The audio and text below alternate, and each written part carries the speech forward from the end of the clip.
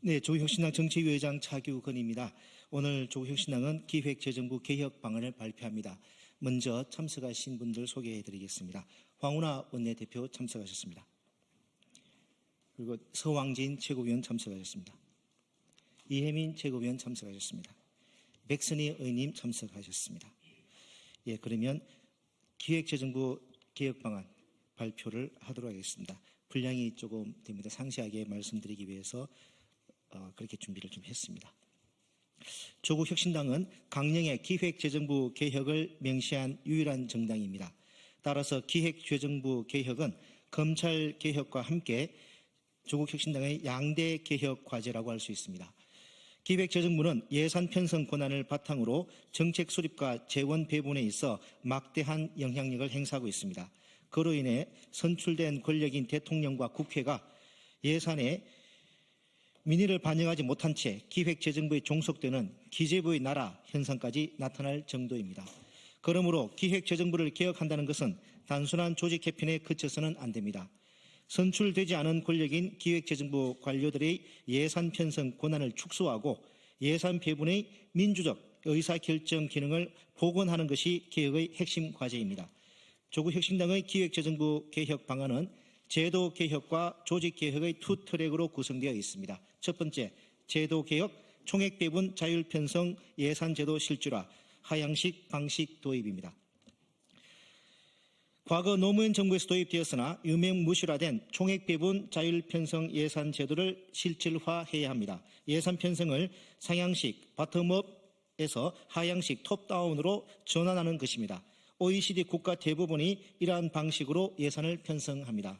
현재 기획재정부는 각 부처의 세부 사업까지 세밀하게 간섭하여 재정 지출을 통제하고 있습니다. 여기서 기획재정부의 각 부처에 대한 막강한 권한이 생기고 민주적 의사결정 절차가 왜곡됩니다.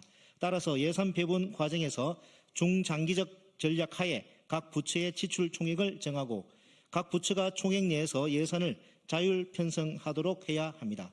이것이 총액 배분 자율 편성 예산 제도의 핵심 기능입니다. 이러한 예산 편성이 가능해지려면 현재는 요식 행위에 그치고 있는 국가재정전략회의 기능을 강화해야 합니다. 과거 노무현 정부 당시 대통령과 장관들이 모여 1박 2일 동안 부처별 예산 총액을 결정했던 국가재원 배분 회의를 기억하실 것입니다. 국가재정전략회의가 바로 그러한 실질적 예산 배분 기능을 수행하도록 해야 합니다. 그 과정에서 국회에 사전 예산 심의 제도를 도입하고 재정전략회의 공개 토론회를 활성화하여 국회 심의 권한을 보장하면서 민간 전문가와 시민들의 의견을 반영할 창구를 마련해야 합니다. 두 번째, 조직개혁 첫 번째. 조직개혁 1. 기획재정부 예산실 분리하여 대통령 소속 예산처 신설. 기획재정부의 조직개혁은 이러한 제도개혁을 뒷받침할 수 있어야 합니다. 기획재정부에서 예산 편성 역할을 하는 예산실을 분리하여 예산실의 두뇌 역할을 하는 예산총괄심의관실과 재정정책국 등은 대통령실 산하 예산처로 이관할 필요가 있습니다.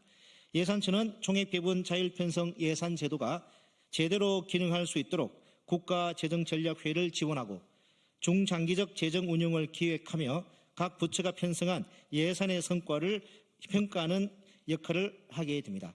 더불어 현행 예산실에서 개별 부처의 사업 예산에 일일이 관여하여 마치 예산실의 손발과 같은 역할을 하는 분야별 예산심의관 소속 부서는 소관 부처로 이관하여 예산 자율 편성을 하는데 전문성을 발휘할 수 있도록 해야 합니다.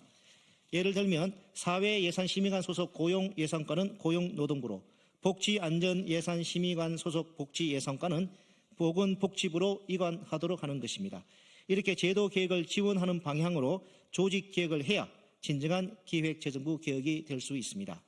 제도 개혁 없는 조직 개편 또는 제도 개혁과 따로 노는 조직 개편은 기획재정부의 인사적체를 해소해주는 수건 사업의 역할밖에 하지 못할 것입니다. 세 번째, 조직개혁 두 번째입니다. 조직개혁이 기획재정부를 재무부로 변경하고 국내 금융정책 이관, 이렇게 예산실과 재정정책국이 등이 분리되고 남은 기획재정부는 재무부로 명칭을 바꿉니다. 그리고 금융위원회의 국내 금융산업 정책을 재무부로 이관하여 재무부가 경제정책과 조세정책 그리고 국내외 금융정책을 담당하도록 해야 합니다. 기존 조세정책과 새로 이관되는 금융정책 기능을 기반으로 급변하는 국제질서와 복합적 경제위기에 종합적이고 효율적으로 대응할 수 있게 될 것으로 보입니다. 기대합니다. 네 번째, 조직개혁 3입니다. 금융위의 금감위 개편 및 건전성 규제와 영업 규제 분리. 금융위원회는 금융감독위원회로 개편합니다. 조금 전에 말씀드린 것처럼 금융산업정책은 재무부로 이관하고 감독정책을 남김으로써 산업과 감독정책을 분리하는 것입니다. 그동안 금융감독이 금융산업정책에 희생된다는 비판이 많았습니다. 이를 해소하여 각자의 역할을 강화하는 것입니다. 또한 금융감독위원회 산하에 금융감독원은 건전성 규제를 담당하고 이와 별도로 금융소비자원을 신설하여 불안전 판매 등 영업행위 규제를 담당하도록 하겠습니다. 이른바 쌍방향 금융감독 체제로 금융소비자 보호를 강화하고 금융시스템의 안전성을 높이고자 하는 취지입니다. 다섯 번째, 조직개혁 4번입니다. 공공기관 운영위원회 총리실 이관 및 전면 개편. 마지막으로 많은 분들이 관가하고 있는 문제입니다만 기획재정부는 공공기관을 총괄하고 있습니다. 지정된 공공기관은 300개가 넘고 2023년을 기준으로 지출은 무려 912조 원에 달합니다. 그러나 기획재정부는 획일적인 효율성만을 강조하여 공공기관 역할을 제한하고 있습니다. 따라서 현행 공공기관 운영위원회를 총리실로 이관하고 공운법을 전면 개정하여 지배구조를 바꾸겠습니다. 공공기관의 자율성과 함께 책임성과 공공성을 강화할 수 있도록 하겠습니다. 조국혁신당은 기획재정부의 제도개혁과 조직개혁으로 정권이 바뀌더라도 기획재정부가 예산 편성 권한을 털어지고 재원 배분이 달라지지 않아 정작 시민들의 삶은 바뀌지 않는 기재부의 나라를 완전히 청산하겠습니다. 기획재정부 공무원들은 우리나라의 엘리트들입니다. 유능합니다.